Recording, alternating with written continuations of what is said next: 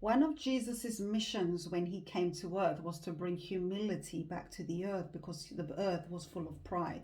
Pride is of Satan. Humility is of God. Where there is pride, there can't be humility. And where there's humility, there can't be pride. And these two cannot abide within us at the same time, because one completely cancels out the other. One completely throws out the other. One is of the enemy and one is of God. You can't drink from the cup of the enemy and come and drink from the cup of God at the same time. You can't have the enemy and his attributes residing in you and have God and his attributes residing in you at the same time. It's either one or the other. And beloved brothers and sisters, it's time that we choose. We can't be lukewarm. We can't have 1 foot here and 1 foot here, 1 foot in pride and 1 foot in humility. You need to choose one side, otherwise you're going to be lukewarm. And Jesus says, I will spit you out of my mouth, those who are lukewarm. And so let's follow the path, the example of Jesus. Jesus came to bring humility back to the earth, because the world was full of so much pride. Pride,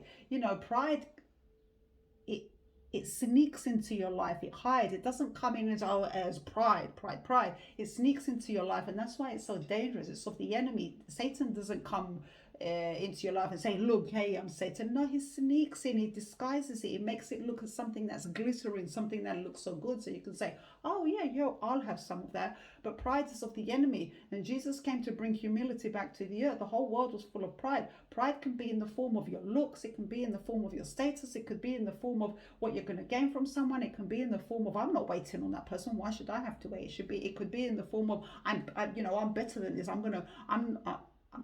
I'm too good to be hanging around these people, and so on and so forth. Pride can show up in many forms. And I promise you, pride is your downfall. Where there is pride, there will be destruction in your life. Where there is pride, you will fall.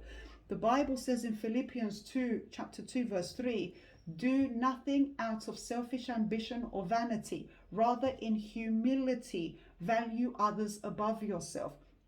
A lot of people think this is a sign of weakness, but it's not. This is the very deceit of the enemy in plain sight. And so selfish ambition could be anything from, well, I'm going to take that side because I have something to gain. I'm going to go and hang out with that person because I have something to gain. Or vanity about your looks, vanity about your possessions, and so on and so forth. The Bible says, rather in humility, value others about yourself. Put others before yourself. Take the example of Jesus. Jesus came and he put everybody before himself. Jesus came and he said, I am the servant.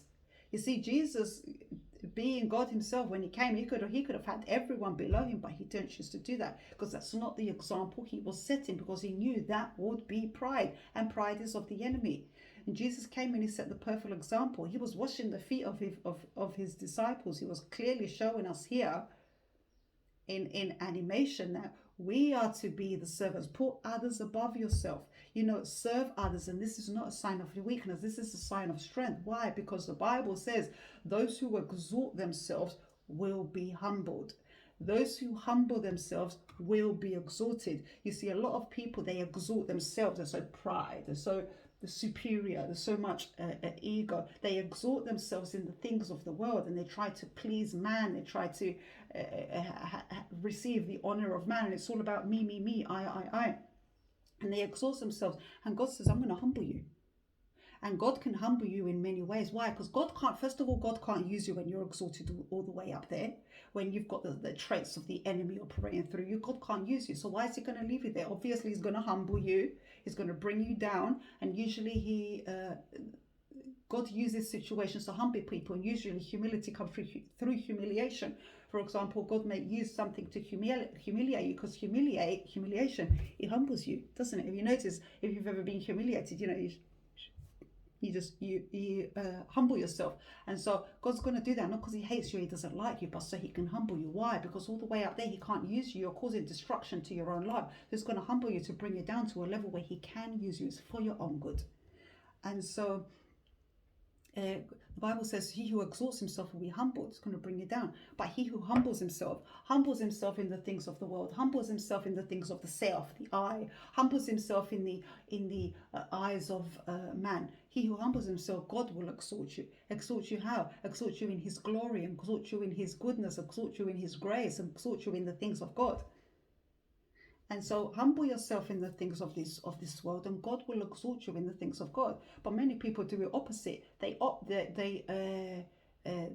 exalt themselves in the things of this world, and they really don't care about the things of God. And so God says, you will be humbled, you will be brought down. You bring destruction upon your own life, by the way, when you do things like that. So humble yourself. How do you humble yourself? Humility doesn't come from something that comes by itself. It comes from a deep desire within you to want to be humble in front of God. It comes from praying to God. It comes through faith. It comes from practice. Start practicing humility. When you want to lash out at someone, don't do it.